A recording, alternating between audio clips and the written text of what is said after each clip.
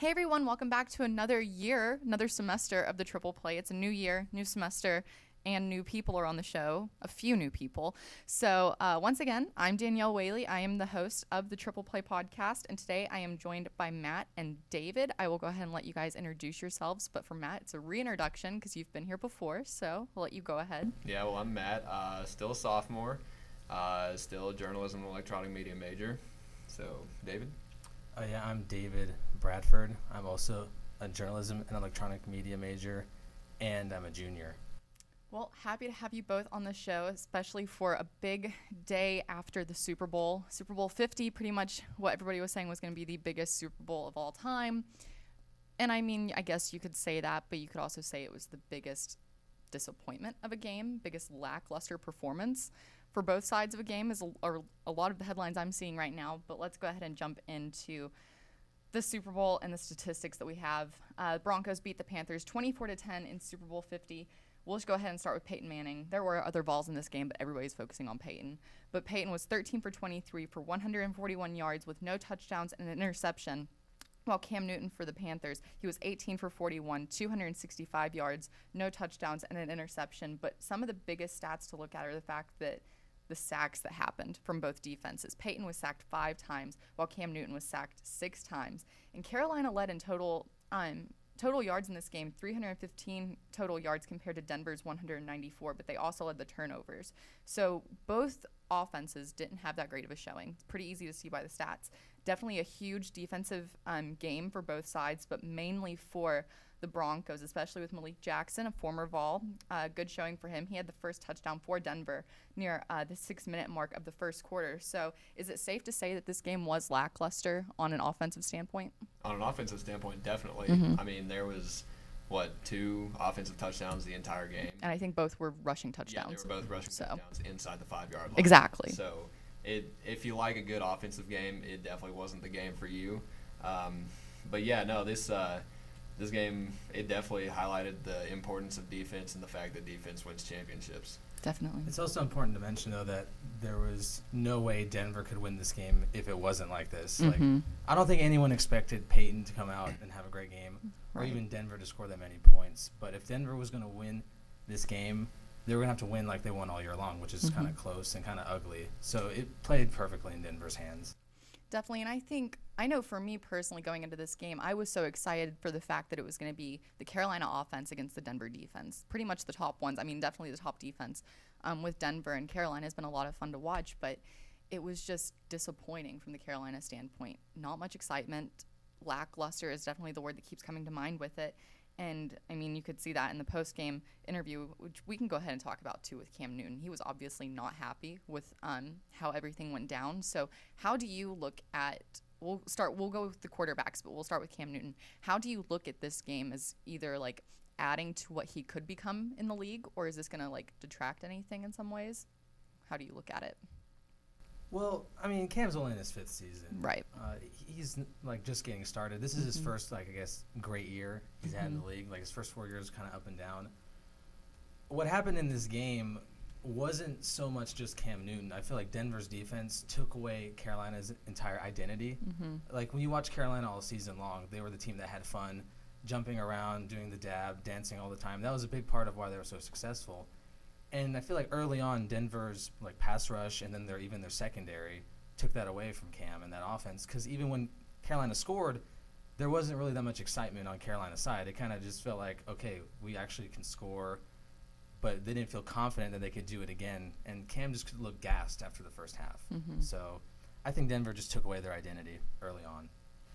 Yeah, during the game, he definitely wasn't looking like himself, and I think the Von Miller strip sack there in the first quarter, I think that definitely took a lot out of him, and having that recovered in the end zone for a touchdown, that'll definitely take the air out of you really quickly. Definitely, and I mean, this defense for Denver, I mean, like you said, David, you were expecting this to happen. You were expecting them to lead, but they took control more than I thought they would. Putting up 24 points, I mean, they didn't put up all 24 points, but they were the main proponents to it. They were the main reason that many points were put on the board for Denver. And I think that was really exciting. But it is also exciting. There were 4 former Vols in this game. There was one for Carolina, Chris Scott, offensive lineman, and then for Denver, you had Britton Colquitt as the punter, Malik Jackson at defensive line, and then Peyton, of course, as quarterback.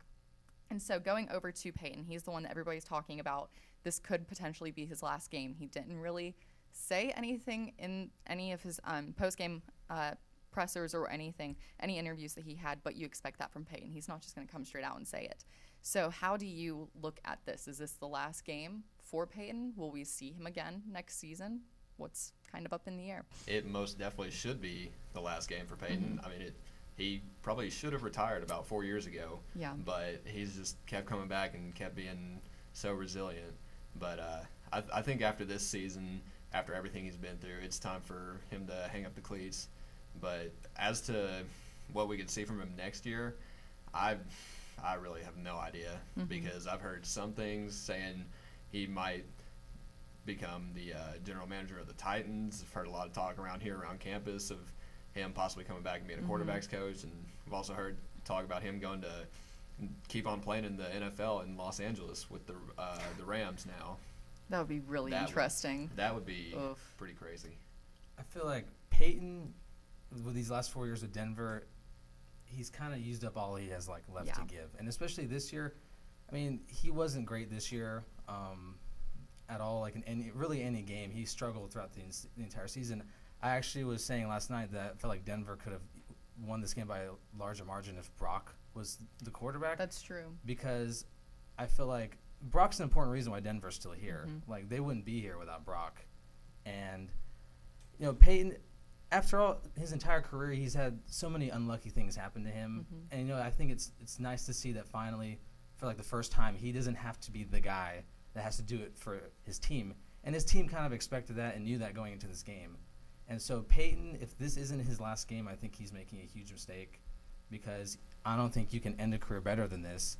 And next year, I don't know how much left he has to give because the injuries and then his age is just all catching up with him. And that was evident yesterday night. Definitely. And I mean, winning a Super Bowl in your last game, that's pretty much the best way to go out. You look back at 2006, it was 2005 season with Jerome Bettis going to his hometown, winning it with the Steelers, and then just calling it on the podium like this is the last stop. It's more, I guess, it's more special that way. And it could also, this is also going way ahead in the future, but it could put him into the Hall of Fame much quicker too. It took Jerome Bettis 10 years to get in. Could it be a shorter time for Peyton to get in? Who knows? Because in this class that's coming up for the Hall of Fame, you have Tony Dungy and Marvin Harrison in there, and it's weird having those two and not Peyton going in at the same time. So going back to what you said, Matt, if he would have retired 4 years ago, could have been different potentially with this Hall of Fame class. But right now it is all still up in the air with Peyton. He's definitely not letting anything be said one way or the other. He's kind of just really staying vague with this, but you expect that from Peyton. He's not just going to say something that's going to change all of the football world. So we'll see what's going to happen there. I mean, he is 39 years old. This is his second ring after a very roller coaster-esque, I guess that's what I want to say, season. So who knows what's going to happen. But looking ahead at other things in the NFL, the NFL Combine, we're already going to be talking about the next season. It's 213 days away if you're counting, but who's actually counting for that? NFL Combine's going to be February 23rd to the 29th, and then the draft will happen April 28th to the 30th. And already people are talking about, especially with the Titans looking at draft picks there, they're going to be trying to boost this team that they did not have this season. Mariota, of course, just kind of, he was up and down. We're just going to leave it at that. There's a lot we could say about the Titans, and there was a lot that we did say about the Titans last semester. So looking ahead, it's going to be exciting. I'm ready to have the Combine start, but it is now the end of football season. That's weird to say, especially on Rocky Top. No more football for a little while. So moving over to basketball, because that is in full swing here on Rocky Top. We'll start with the men first. They lost to Arkansas on Saturday, 85-67, but they did pick up a huge win, pretty much the win of the season. We can go ahead and say that, depending on what happens. There's still a few games to play. Over Kentucky last Tuesday, they beat the Wildcats 84-77, and this Kentucky team was ranked 20th coming into the game. They've moved down to 22nd, but they beat Florida too this past weekend. But this game against Kentucky for the Vols were down by 21 at one point, and they really took control in the second half, which is kind of what people weren't really expecting with the Tennessee team. They're really slow in the second half, but things that people don't know about this Kentucky team, they can be really strong in the first half and then completely break down in the second, especially if you're only going to be focusing on Ulis scoring for the Cats, and if you also have players like Poitras, who didn't play in the game against Florida, but he was also a very big vocal point for Kentucky in this game against Tennessee. And Kevin Punter, looking over at the Vols with scoring, he had 27 points to lead the team. So what does this, if anything, this win against Kentucky show for the Vols for the rest of the season? I don't think it shows much, honestly. It's, in college basketball, there's so much parity. It's a long season, and Kentucky's not the Kentucky of last year that almost went undefeated. Definitely not. It's a great win. I mean, to come back, especially after blowing so many leads, and then to come back like that is great. But then you get beat down by Arkansas, right? And just like after that win, so I think what the only thing the win proves is that Rick Barnes, I think he's a good hire, and I think in a couple of years he'll get Tennessee there. But I know that, and this is the same thing with the football team or any other Tennessee sports team. If like one great thing happens, everything's great, but then as soon as something bad happens, it's the end of the world. So there just needs to be patience and not too much put into this victory. Yeah, going back to what you said about Coach Barnes, I think the biggest thing that this win over Kentucky shows is that Rick Barnes can coach, and that's something we've noticed many times this season, is that he can make one heck of a halftime adjustment. And coming back from 21 points down to win by 7, that's pretty impressive, especially considering the people we have. And one thing that I thought was just incredible, Armani Moore, he had 18 points and 13 rebounds, and he's 6'4", going against these huge Kentucky Wildcats. That's just it really shows what he's made of, when he gets into big games and he really performs that well. I agree with that. And going back to Barnes, too, I mean, this Kentucky game was big for his resume in his first year here, but you also have to look at games that they've had against Florida, South Carolina. You're getting big wins against other SEC teams that we aren't really used to beating. Getting those 3 wins, that's amazing. That's great for his resume. That's really showing that he knows what he's doing in this conference. I mean, he has potential, depending on how many good players he gets. In the coming years, there could be a lot of magic happening with this program. And I think that's what people are looking for, especially with how well he did at Texas. So, I mean, that loss against Arkansas, that is really tough to look at, looking after, of course, Tennessee beating Kentucky in such a strong performance and then just pretty much breaking down. That's the only way to really talk about the game against Arkansas. It was just a breakdown. That was one of the worst performances I've seen from this Tennessee team, and that's really tough to say. But they do play Auburn, this Tuesday at 7 o'clock here at Thompson Bowling. Bruce Pearl's coming back. That's always what people talk about against Auburn. It's always Bruce coming back. So this Auburn team that they're taking on, they're 11-12, 4-6 in the SEC. Or no, the Vols are 11-12, 4-6 in the SEC. Auburn's 9-13, 4-6 in the SEC. So what do the Vols need to do to win this game, especially after coming off of that loss to Arkansas? They need to make their shots. I mean, a lot of the games that we've lost is because in the second half we just start taking a bunch of contested three-pointers over people we shouldn't be doing, and it ends up hurting us. Like the first half, we usually can start out pretty well, and then the second half it just all goes downhill. So if we can keep up the three-pointers on our side, and then also Auburn, they're definitely one of the best three-point shooting teams in the conference. If we can defend that, then that's going to definitely be a big help for us. Going back to what you were saying about shooting a bunch of contested shots, Tennessee just needs to stay focused in this game. Even if they have a big lead and then they start losing that lead, I feel like they start panicking and they feel like they have to make up for the lost lead right away instead of just slowly chipping away. And so as long as they stay focused and don't rush the shots that they usually do when they start losing their lead, they'll be fine. And against Auburn, Auburn's not really a team with that great size, so it's not that much of a mismatch for Tennessee in that aspect. And Auburn's without Kareem Canty, which is huge for them. And Tennessee's been solid at home all season. So I feel like this is a game that they should win.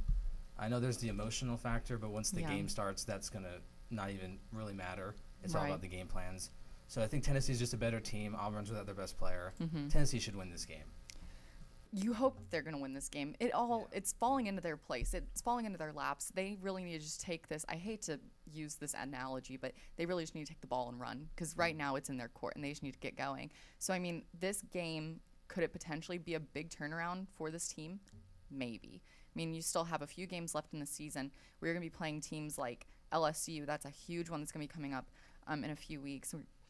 Kentucky again on the 18th of February. You have South Carolina as well, Vanderbilt, another Arkansas game. So, I mean, there's still a lot of games to be played that are going to be important going into the SEC tournament. And, I mean, can the Vols go into March Madness? Right now, probably not. Let's just go ahead and say that. That dream's pretty much dead. But there's still a lot that can be done with this team, especially with Kevin Punter leading the way. But you do want other players to step up and start, like, really making shots. Mostella's been up and down. He's getting there. He's really showing whenever he needs to. But it's just tough to keep focusing on Punter to be the all-around, like, leading player for the Vols. They need other leadership to stand out. And speaking of leadership, let's go ahead and look over to the Lady Vols, because it's been tough on them trying to just get things rolling. It's been an up-and-down season. And they lost to Texas A&M Sunday afternoon in overtime, 76-71. But they did pick up a win over Arkansas on Thursday evening, 75-57. And that was also Coach Warlick's 100th win, so that was really big for her. But looking at leading scorers for that game for the win over Arkansas, Mercedes Russell and Diamond DeShields both had 15 points. So it's good to see Mercedes Russell finally getting some major, I guess you could just say major points. She's been rebounding. She did really well. I think she had 13 rebounds in that game. But this team, like I said, they've been up and down play-wise all season. So much inconsistency that it's just ridiculous.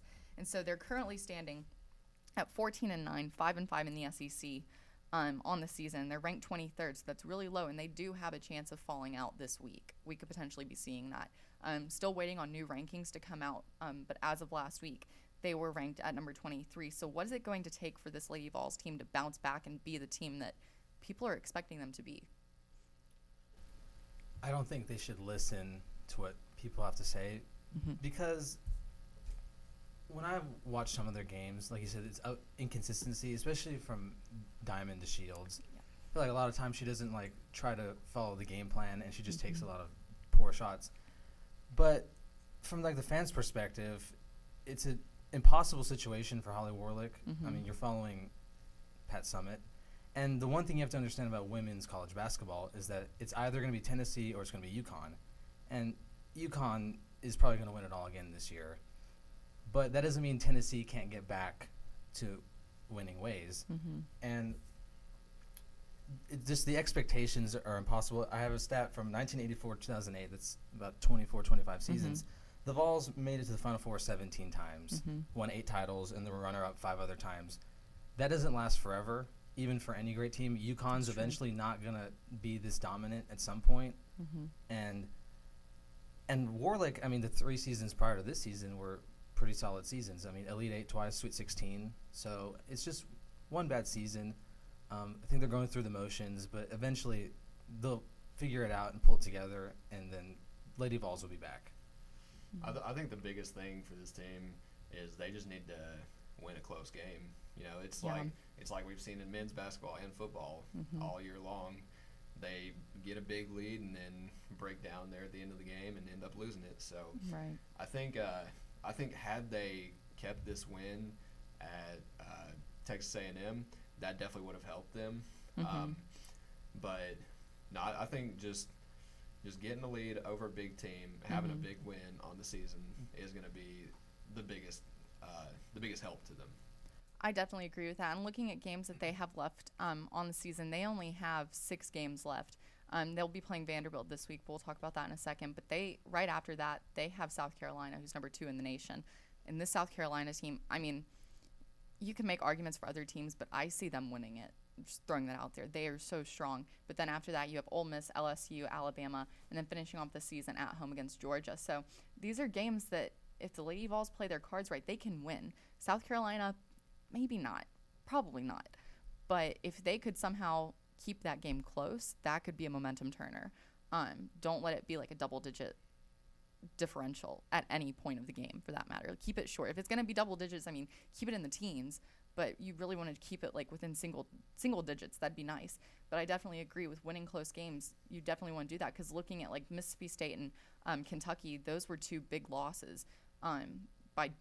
Kentucky was a loss by 1 point, and then Mississippi State was 2 points. Those are close games that they definitely should have won and they could have won, and they just broke down. That's just the only way to look at it with this team. Is just also breakdowns whenever it comes to those close games. So who knows what's going to happen with them, but looking ahead to this Thursday, the Lady Vols will be traveling to Nashville to take on Vanderbilt. Vandy right now is 15-7, 4-5 in the SEC. So things seem to be looking positive for the Lady Vols going into this matchup, but how do you see them faring?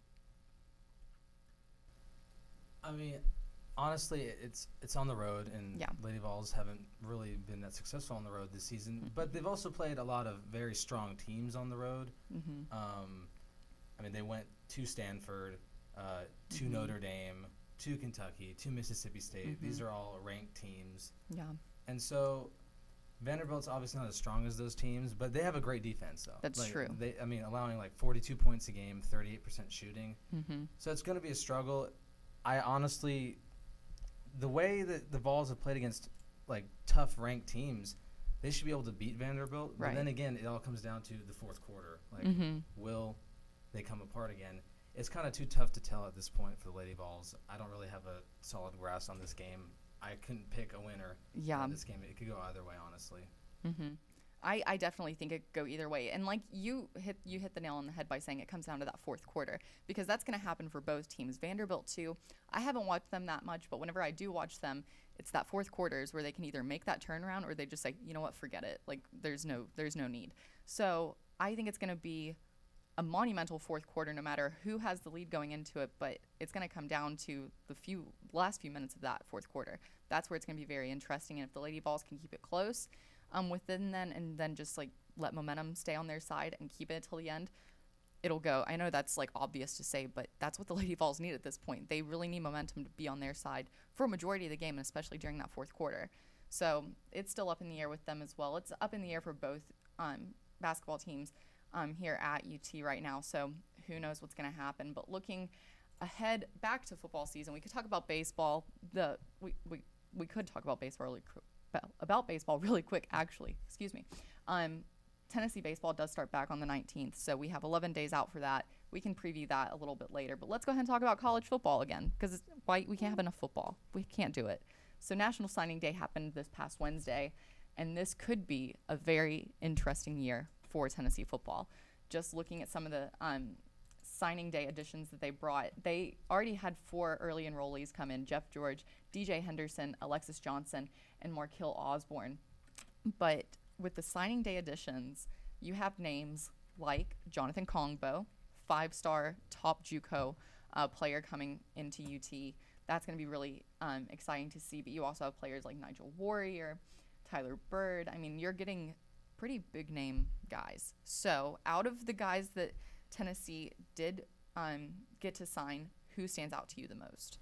I think the person that stands out to me the most would be Nigel Warrior. That's definitely a position that we're going to need a good player in this year, because on the defensive line, Jonathan Kongbo coming in, he could be a day one starter, but our defensive line rotation is already so deep. We've got some pretty good play from the corners, but losing both Ladero McNeil and Brian Randolph to graduation this year, Todd Kelly Jr., he's going to step up. He's already made some huge plays in his career, but I think the next thing that we need to address is who's going to be the other safety, and will it be Evan Berry, will it be Rashawn Golden, or will it be Nigel Warrior? I mean, I'm sure all three of those guys will get some playing time, but Nigel Warrior, he definitely is adding some well-needed depth into the safety position for us. And then for me, I think this class, I don't know if there's one player for me that like stands out and that I can just say that player is going to be the next great Tennessee ball. But I know Butch Jones said at his press conference, the whole point of this recruiting cycle was to add speed and then add players that have position flexibility. Mm-hmm. And that's exactly what he did, adding a lot of receivers and athletes and defensive backs who can play multiple positions. Mm-hmm. So anytime you can do what you set out to do, it's a very successful recruiting class. I'm most interested in the quarterback they got, Jarrett Garantano. I think that's how you pronounce it. I think so. Garantano. Yeah. Probably. Because, who's going to replace Josh Dobbs after he graduates? And he's definitely in the running, even though he'll probably only be a sophomore or redshirt freshman, whatever they decide to do with him. So he's definitely in the running. He has the size, he has the arm, and he has the mobility. He might be an improved version of Josh Dobbs. Who knows? So that's the player I want to keep an eye on, because the quarterback position, especially in the SEC, I think you need a solid quarterback to be able to overcome those tough defenses. I definitely agree with that. Quarterback, that's definitely, especially in this conference, you need that. That's the nucleus of pretty much the whole team. You could just say the offense, which is obvious. The whole team pretty much relies on the quarterback, especially in the SEC. But for me, I'm going to take a little bit of a different route. Most people would probably disagree on this, but Austin Pope is the name that's jumping out to me for the primary reason that he is a local guy. You also have Logan Punch from Catholic, but Austin Pope, I feel like he could be the dark horse of this signing class. He is listed as a tight end, but he's very athletic. He's 6'4", 218 pounds. 3 stars all around from 247 Sports, ESPN, Rivals, and Scout. So I look at him, and I've seen how he played in high school. He's a great player. And with this receiving core, you've seen it's been up and down with the balls, especially this past season. But I feel like he could add a little bit of flexibility to it. Coming in as tight end, he could definitely play wide receiver and tight end. He is, like I said, he's just 6'4", but I do see a lot of flexibility with him between both positions. So who knows what's going to happen with the wide receiving core this year. We all know that Tennessee desperately needs something to happen with this wide receiving core. But it should be a really interesting season. We'll see how it plays out. We still have so much time until it starts. September 3rd seems like it's so far away. And that's just pretty much how football season feels right now, since it is completely over. Baseball's around the corner, so we'll be talking about that more in the coming weeks. Actually, within the next week, we'll be talking about that a lot more. So be sure that you check out the show later so you can find out more about Tennessee baseball, Tennessee softball, and of course we'll be getting into March Madness, as that is fastly approaching. It's coming up very soon. Just in the next few weeks, we'll get into the SEC tournament, so that's going to be really exciting to talk about. So thank you for joining us this week. Join us next week as we continue to talk about Tennessee basketball and go ahead and preview Tennessee baseball and Tennessee softball. We'll see you next week.